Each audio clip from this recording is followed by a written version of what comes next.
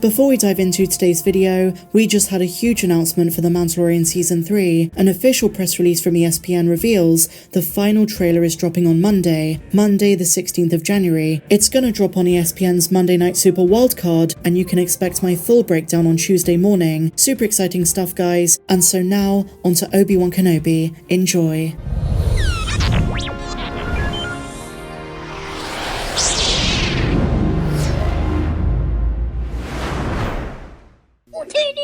Hello my dear friends, and welcome back to another video. Did you know that The Bad Batch Season 2 Episode 3 The Solitary Clone just set up the sequel to Obi-Wan Kenobi? After the mission to Desix, Cody went AWOL according to Admiral Rampart. This, for all intents and purposes, means he deserted the Empire after realizing what the Imperial regime was about. He lost so many men because of them, and finally came to the realization that the Empire was not making the galaxy better, as he erroneously once believed. As is the case with most other clones who remained loyal, Cody's chip is now wearing off, but unlike Wilco, Cody actually managed to escape, and he's no longer within the Empire's grip. And I don't know about you guys, but I kind of feel as though Cody had this plan for a long time, and he probably slipped away in the night, because if he got caught, he would have been killed. Remember that Rampart said, clone loyalty doesn't seem as advertised anymore, but the Empire doesn't care about them. It's also why Rampart was so lax about the whole thing. He probably figures that Cody won't get very far. Just like the Emperor himself, the Empire was arrogant. Now this begs the question of where did Cody go next? What's going to happen to him? Well, we all have our theories, and some fans believe he's going to appear in a later episode of Season 2, but I reckon he won't. As one or two of you pointed out in the comments the other day, Cody's probably going to go in search of Obi-Wan, his former Jedi General during the Clone Wars, and his friend, who he tried to kill during Order 66 in Revenge of the Sith. At the time, his chip was working properly, but now that it's wearing off, he's got some clarity, and he probably regrets the whole thing. He wants to make amends. He wants to face Obi-Wan and apologize for what happened on Utapau. You might be wondering, there are 10 years between The Bad Batch Season 2 and the Kenobi show. Why hasn't he found him by the time of Kenobi Season 1? And if he's going to find him in Season 2, why did it take him so long? Well, the answer is, we simply don't know. That's what these shows hope to answer. Maybe by the time of Obi-Wan Season 1 he already found him, and he's going to return to Tatooine in Season 2. That's my theory, but who knows? In either case, this is a huge opportunity. Now the biggest question surrounding this though is, does Commander Cody know that Obi-Wan didn't die? This is something he's got to learn before embarking on that journey, because he probably figured when Obi-Wan and Boga fell, they probably died. I mean, that's the logical conclusion. Of course, Obi-Wan swam his way out and survived. And just before we move on, if you're a fan of Revenge of the Sith,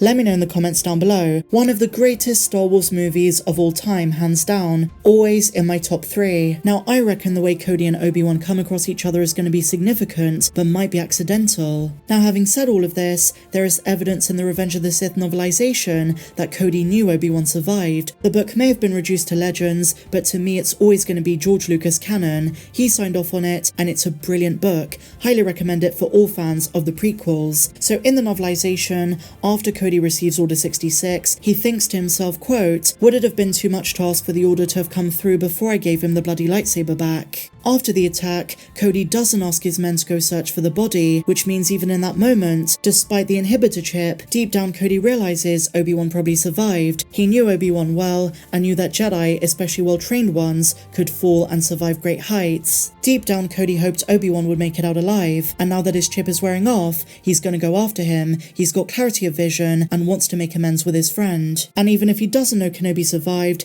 it's always worth the search. I mean, where else is he gonna go? Now we've got to bear in mind, it might be a little while until the two of them reunite. He first might go in search of Captain Rex, or maybe he goes to Cut on Seleucami. Now, in case you missed the big drama following the Kenobi show, originally Obi-Wan was meant to be a film trilogy instead of a Disney Plus show, and in it, Cody was living with Obi-Wan on Tatooine. Both had to lay low during the rise of the Empire, and Cody was Obi-Wan's only way to keep sane, at least until he contacted Qui-Gon Jinn. Cody would later die before the events of A New Hope. Cody's actions in The Bad Batch Season 2 could be a nice way of bridging Season 1 to whatever Lucasfilm have planned for a sequel, if of course they do decide not only to make a second season, but also give fans what we wanted in the first season. Some more references to the prequel trilogy, more Commander Cody, hopefully more of Qui-Gon's ghost teaching Obi-Wan, and some more young Luke. Now I will say guys, even though no second season's been confirmed yet, it is widely believed that one is coming. Making Star Wars and Bespin Bulletin both say they've heard from their sources that some kind of sequel to the Kenobi show is in development. want. This is very encouraging, and I really want to see Tamar Morrison reprise the role of Cody again. Now, looking ahead to next Wednesday, episode 4 is titled Faster, which doesn't give us too much information, but for those of you who are curious, there are 2 main Crosshair episodes, episode 3, The Solitary Clone, and episode 12. We know this from comments made by the creators of the series, and some reviewers say that episode 4, the episode coming on Wednesday, is more of the mission of the week type stories once again. In my opinion, episode 3, The Solitary Clone, was the best episode of animated Star Wars that we've had in a very long time, and I think that should be the standard, the quality. A simple narrative that explores deep themes, has fun and action, but is also thought-provoking, dark, and lore-expanding. Star Wars doesn't always have to be complicated, and episode 3 showed that. 1 or 2 reviewers also said that episode 3 is pretty much as good as season 2 gets. What we just saw is the best in terms of storytelling and quality, and it doesn't improve on this. Of course, everything is subjective, and none of them got the screeners for the final 2 episodes, so there is hope there. But we do return to the rest of the batch and Omega on Wednesday for presumably a fast-paced mission episode, as Clone Force 99 tried to buy their freedom to get off of Old Mantell and not rely on Sid anymore. Let's see how it all plays out. But in either case, guys, we have some new comments from the producers on the show. They've discussed the reality of what it's like to have canon restrictions on the Bad Batch.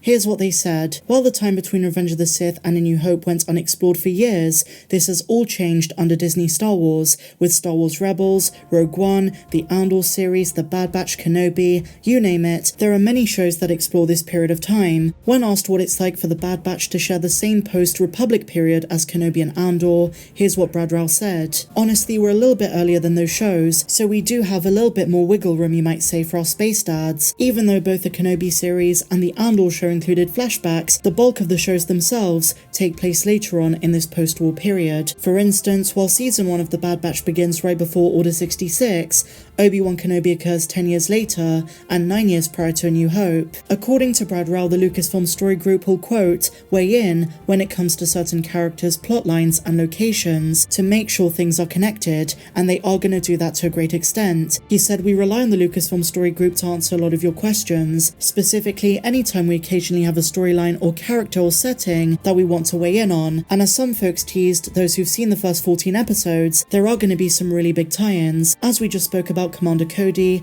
but episode 5 in 2 weeks' time is titled Entombed, and that sounds like it's going to connect to the Kenobi show, with what he found on Fortress Inquisitorius on the moon of Nur, all those Jedi who were entombed, many of which initially survived Order 66, but were later hunted down and encased. I think that's what that episode is going to be about. I could be wrong, but that's a huge connection they can make, especially with the likes of Teresa Nube and others. And this isn't the first time in recent Star Wars history where a Star Wars showrunner discussed working in conjunction with other canon. Finding Nemo's Andrew Stanton, who co-wrote the last 2 episodes of the Kenobi show, confessed that canon restrictions are frustrating, especially from a storytelling perspective, but as I've said in the past, guys, respecting canon is very important. There are times you can be a bit more flexible, especially if there are question marks and unknowns, but in this time period between Revenge of the Sith and A New Hope, you've got to keep in mind what's coming, respect the lore, and build up to it. As I say with some characters like the Bad Batch or other clones, where we don't really know what happened to them with the exception of Rex, Wolf, and Gregor, it's okay to expand the canon and build on it, but it's always nice when showrunners respect it. I think it's very important, remaining in the boundaries of what George Lucas set up. And even after George, Jon Favreau and Dave Filoni are respecting what comes after Return of the Jedi, not just in terms of the sequels, but also the canon books. We already had Cobb Vanth, who debuted in Aftermath. So as always, guys, share your thoughts in the comments down below. What do you make of everything we spoke about? Would you like an Obi-Wan Kenobi season 2?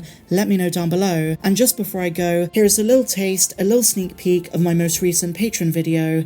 If you want to see the full thing, click the link down there in the description. I found out which member of the Bad Batch I am the most like. Thank you so much for watching, make sure to like and subscribe, and I'll see you in the next video. May the Force be with you always. What Star Wars animal would you want as a pet? A Lothwolf, a Tuka, a Rancor, or a Wart? In case you don't remember, these warts are the ones from Jabba's palace, the one with the massive tongue. We also saw them in the Book of Boba Fett. Although I wish they put Grogu and the Yoda species on here. That'd be quite cute. But that's more like a child. It can't be a sentient species, so